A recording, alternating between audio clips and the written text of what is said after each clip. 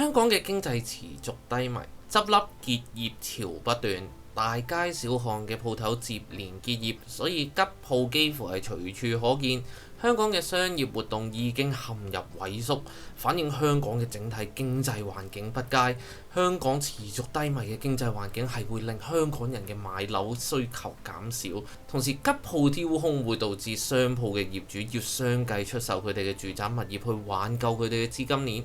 所以香港嘅樓市一定冇運行，有排跌。但事實到底係咪咁樣呢？大家好，我係阿米。其實周街吉鋪呢個 topic 都應該要講好耐㗎啦，因為喺我嘅頻道入面見到啲睇淡樓市嘅人，其實嚟嚟去去都係嗰幾句，分別係海量供應、失業率上升、減人工、發展商劈價同埋周街吉鋪。要講呢啲因素嘅話，我嘅立場都係同之前一樣，就只係有海量供應，我認為係比較確實有影響到個市場。但最後嘅分析之下，反而係見到發展商所謂嘅劈價都只係對樓市嘅部署，同時發現私樓供應即將會出現斷層。其餘好似失業率同減人工呢啲都唔需要講太多，自己上網查下同思考下都知道發生緊乜嘢事。所以嚟到最後嘅周街吉鋪，即使呢年有啲老字號結業都好啦。正所謂一雞死一雞鳴，只要唔係吉鋪變多就得啦。而我哋作為投資者，其實都唔難去驗證呢啲嘅鋪頭喺執笠之後，到底係唔係變晒做吉鋪租唔出。所以我除咗香港住宅海量供應重鎮之外，而家係時候開多一個叫做美麗新香港吉鋪喺邊度系列。所以喺呢個系列，我就會嘗試去揾下呢啲所謂嘅周街吉鋪到底係點樣周街法。喺呢條片，我將會講點樣去用最簡單嘅方法，佢哋所講嘅周街吉鋪到底係唔係事實。想知道嘅朋友記住將呢條影片睇到最後，同時支持我嘅朋友麻煩你哋而家撳個讚先。不但可以表達對我嘅支持，同埋日後你都可以喺播放列表入面揾翻呢條片嚟重溫。最後，如果你都想定期接受對你財富有幫助嘅資訊，可以而家就訂閱我哋呢個頻道，接收我哋逢禮拜五上晝8點半為你更新嘅影片。而家馬上進入今日嘅內容。喺網上嘅世界，好多人都會講周街吉鋪，然後好多報章會同你講結業潮，好多鋪頭丟空。其實我就一直都好奇，喺我居住嘅屋苑商場，雖然出租率就唔係100%，但係啲鋪頭退租之後隔一頭半個月又有新鋪頭進駐承接返。即使去到我同莎莎嘅工作場所，都係有咁嘅現象。唔算多吉鋪，甚至係商場趕客走，所以我都唔清楚佢哋嘅吉鋪係點樣得出嚟嘅。我哋作為投資者嘅思考點應該係究竟邊啲鋪頭結業，邊啲鋪頭丟空，同空置率係幾多？首先，我哋要為避免有人投機取巧，我哋首先要定義翻乜嘢係周街吉鋪。咁我首先就要定義周街係乜嘢意思。咁我就喺 Google Map 度 search， 成個香港呢係冇一條街會叫做周街嘅。咁純粹用廣東話嘅俗語喺 Google 嘅解釋就係到處嘅意思，即係周圍都係。跟住嚟到吉鋪就好簡單，字面上嘅解釋就係丟空咗嘅鋪頭，即係佢哋話俾你聽，到處都係丟空咗嘅鋪頭。到處嘅意思比較含糊，咁即係要用幾多個丟空百分比呢？咁我就唔係好清楚佢哋嘅定義點為之可以叫做周街啦。咁我試下拎多少少，你見到10間鋪有一間丟空咗，咁樣又係唔係叫做周街呢？定係每一條街有100間鋪頭，但係每條街都有一間鋪頭丟空咗就叫做周街呢？咁我就當10間鋪有一間吉鋪，出租率90% 或者以下就已經叫做周街吉鋪先啦。不過我十分之相信呢啲留言嘅人唔會係投資者，亦從來都冇全盤去考慮過，只係睇網上嘅報道就以為自己睇咗。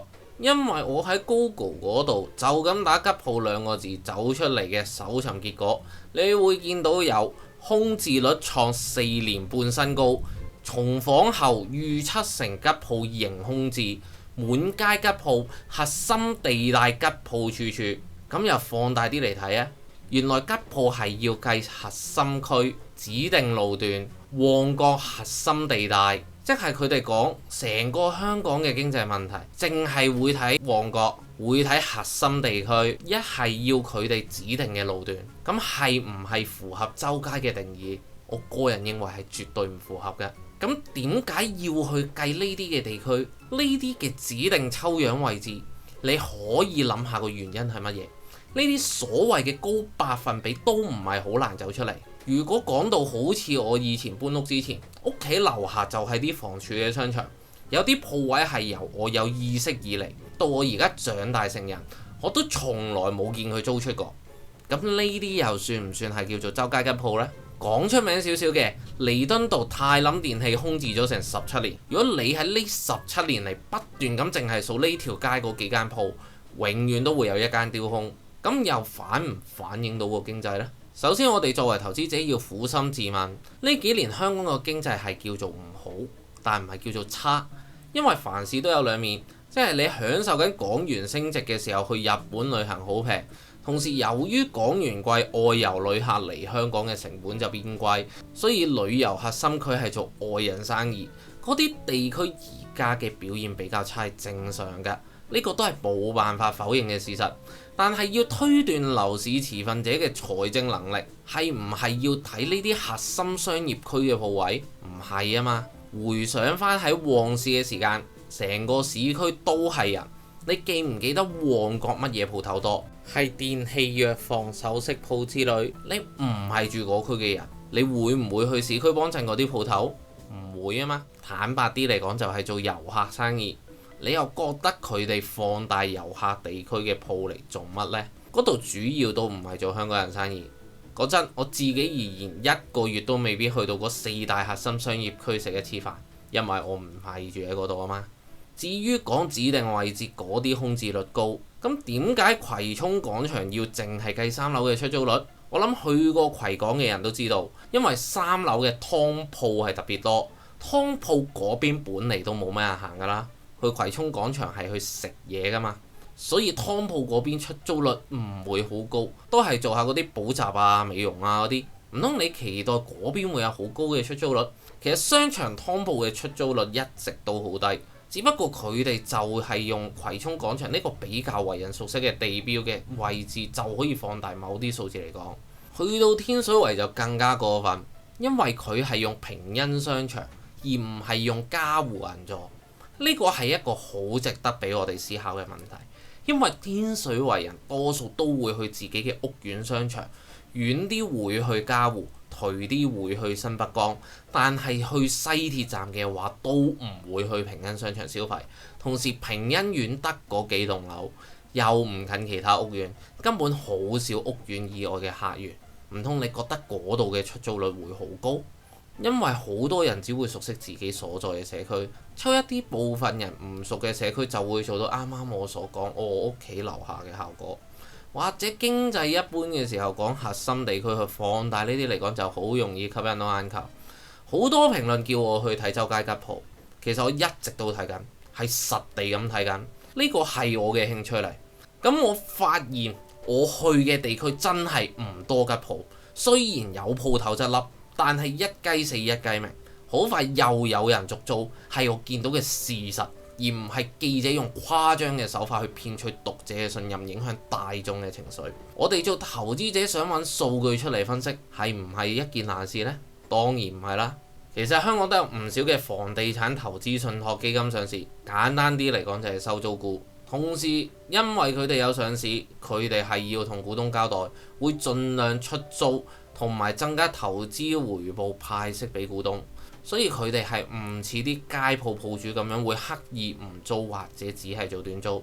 所以只要睇下佢哋年報嘅數字，已經可以推斷到香港嘅商場到底會唔會係周街吉鋪。我哋想知道民生地區嘅出租率，就當然睇有領導地位嘅領展房託。我諗你喺香港住得嘅人都唔會唔識佢，佢喺香港有高達130個物業，多數都係位於民生嘅地區。我諗都唔使我慢慢介紹，就係總有一間係佐根。咁我好草率咁樣當領展一個物業等於有100間鋪，咁呢度已經13000間鋪。咁當然領展嘅商場一定平均唔止100間鋪啦，係完全低估咗。但係呢個基數一定好過記者所謂嘅精選鋪位，可信性都會比較強。咁我哋睇翻恒指就喺2018年係最高位，21年都幾乎接近高峰。同時你見到樓市都係差唔多咁，我哋再睇翻2018年起領展嘅出租率到而家產生咗啲乜嘢嘅變化。咁喺2018年就97.1%，去到19至20年發生咗社運嘅時間就直插到96.5%，反而嚟到疫情就微升翻去96.8%。跟住去到21至22年經濟好啲，疫情亦開始冷卻嘅時候就去到97.7%。去到22年有第五波疫情嘅時候，仲可以去到98%。去到疫情完結都係98%。